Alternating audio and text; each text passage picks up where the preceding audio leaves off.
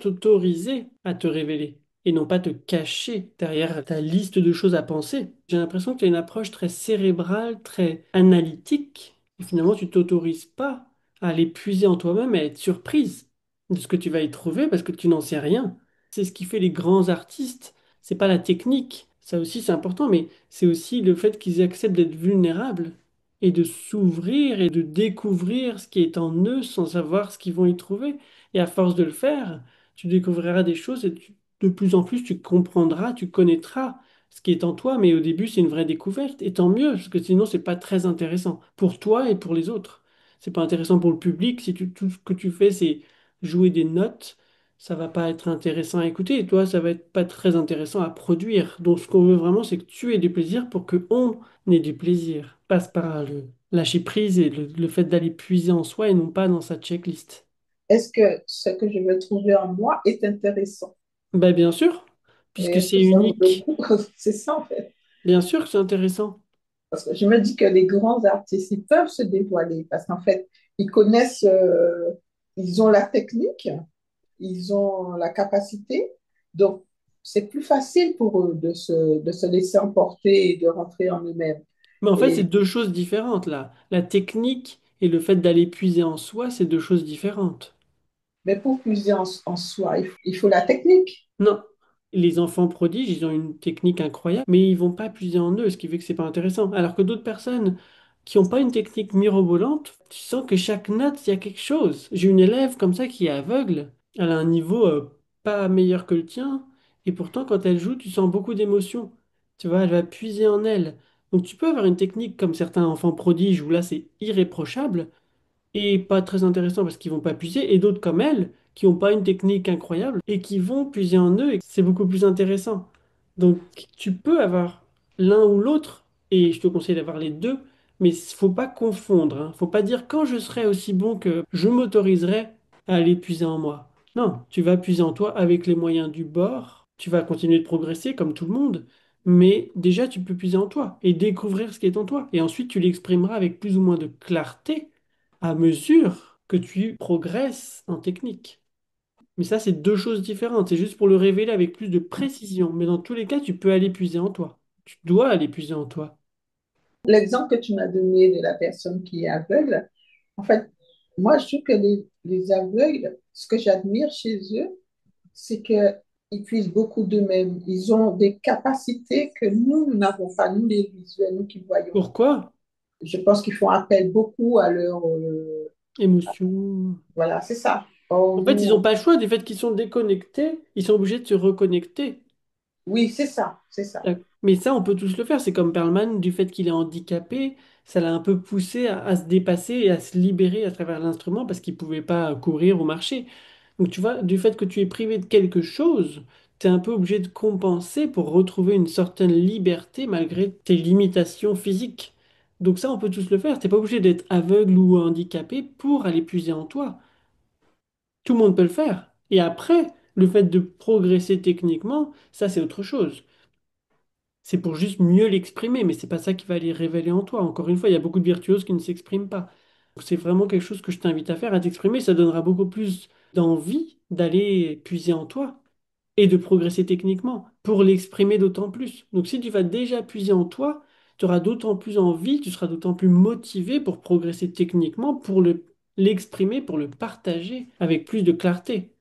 Tu peux pas dire quand je serai bonne violoniste, j'irai. Non, ce sera trop tard. Tu dois faire ça aujourd'hui, tu peux pas attendre l'année prochaine. Et ensuite, tu continueras de progresser avec un objectif, une mission.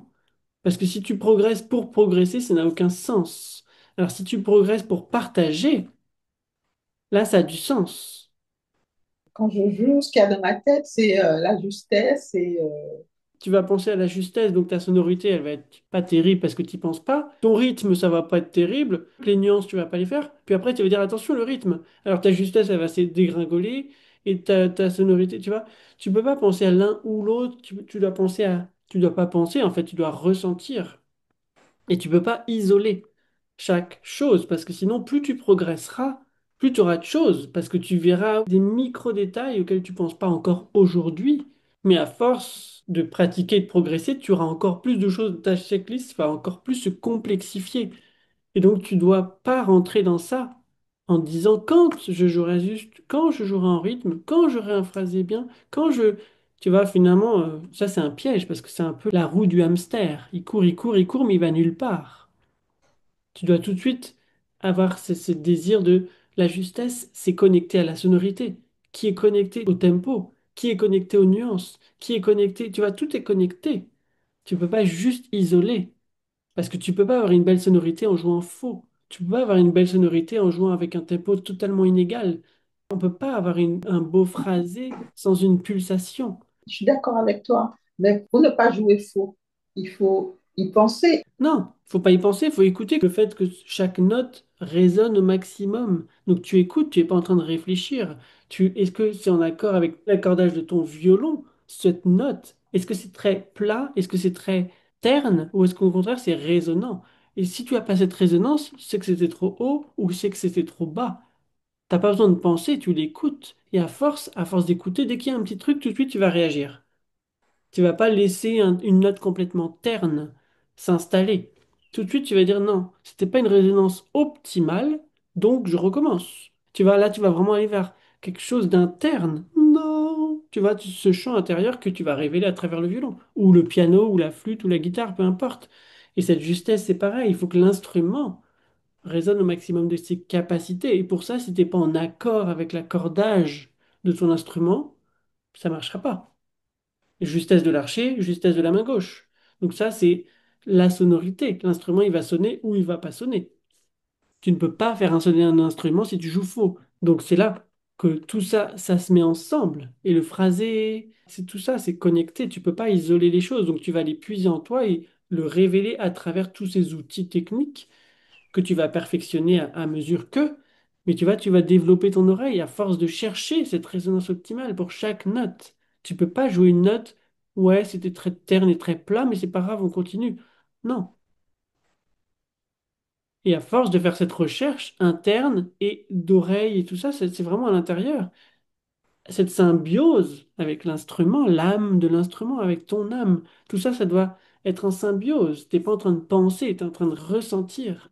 S'il n'y a pas cette symbiose, mais ça tu le ressens, t'es pas en train de penser, tu es en train d'expérimenter. Et là, tu vas vraiment progresser.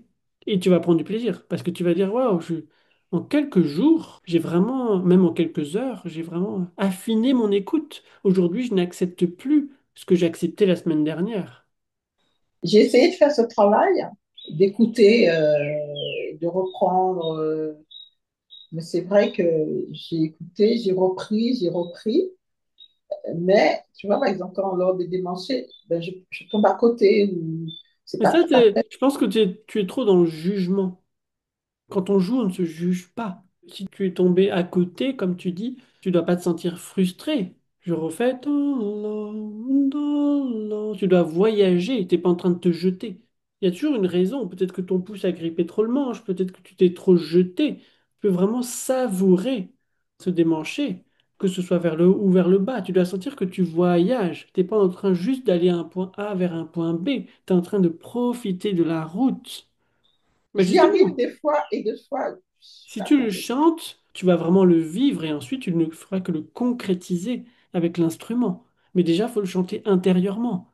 Do, do, la, li. Parce que si t'es pas clair, c'est pas avec le violon que tu le seras.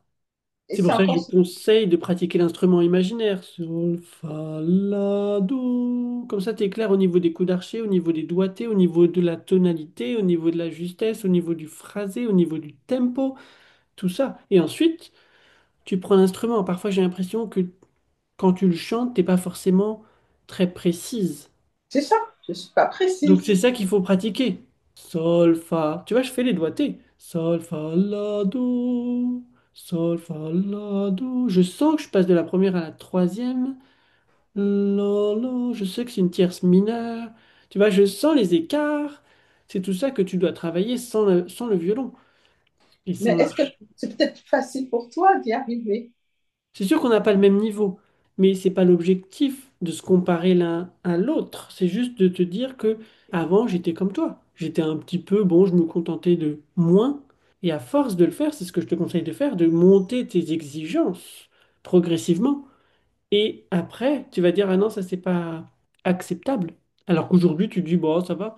À force de monter et monter tes exigences, à force de progresser, eh ben, tu verras que les petits détails que tu laissais passer il y a quelques années, aujourd'hui, tu l'accepteras plus. C'est comme ça que tu progresseras et que tu pratiqueras avec profondeur. Donc vraiment de sentir que tu vas dans les détails et tu ne te contentes pas de peu.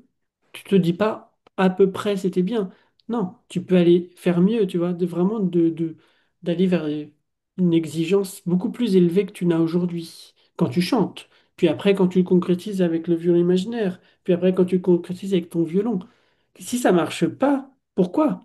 Pourquoi est-ce que c'est faux quand je chante? La, la, la, la, la, la. Pourquoi? Peut-être que je l'entends pas, tu vois. Et une fois que tu as fixé ton chant, ce qui est la base, tu fais le violon imaginaire. Pourquoi est-ce que je sens pas bien les intervalles? Peut-être que je suis pas clair. Première, un, 2, 2, 2. Bon, ok, ça c'est collé, espacé. Tu vois, c'est tout ce travail minutieux que tu vas faire. Peut-être que je ne suis pas douée non plus. Personne n'est doué. Peut-être que je ne sais pas chanter. Peut-être que je Non, n'entends mais pas les personne notes. n'est né avec une oreille formée. On l'a tous appris à force de pratiquer. Mais ceux qui sont doués, ils ont bien eu ça. Ça n'existe pas, les gens doués. En fait, c'est des gens, si tu parles de Yasha Heifetz ou de Isaac Perlman, c'est des gens qui, dès leur plus jeune âge, ont fait 3 à 4 heures de violon avec des parents très exigeants, un professeur très, très exigeant, des attentes très, très élevées. Et finalement, voilà, dès 7 ans, ils jouaient magnifiquement bien parce qu'ils n'avaient pas le choix. Tout le monde peut devenir plus avancé, quel que soit le domaine, parce qu'ils travaillent, travaillent, travaillent. Personne n'a réussi sans y mettre les heures. Donc toi, tu vois que le succès, mais t'as pas vu l'enfance qu'ils ont eue. Tu te compares toi avec eux, mais c'est pas comparable. Donc ne pense pas que ce soit un talent et que tu l'as ou que tu l'as pas. C'est quelque chose que tu peux développer et que tu devrais développer. Et c'est pour ça que je te donne les outils pour le faire. Comme ça, tu vas voir que ça va marcher. Il n'y a pas de raison de te sentir inférieur ou de te dire je suis pas talentueuse. C'est normal que ça marche pas avec moi parce que ça marchera jamais. Si tu pars comme ça, c'est fichu. Mais si tu te dis bah, je vais y arriver à force de pratiquer ce qu'on m'a conseillé de pratiquer, bah, ça marchera. Tu vois, de chanter, de faire le violon imaginaire, puis de faire le violon réel. En lâchant prise, ne pas être dans le contrôle obsessionnel. Des fois, il y a un petit déclic peut tout changer. Mais ça, c'est un déclic que toi seul peux créer.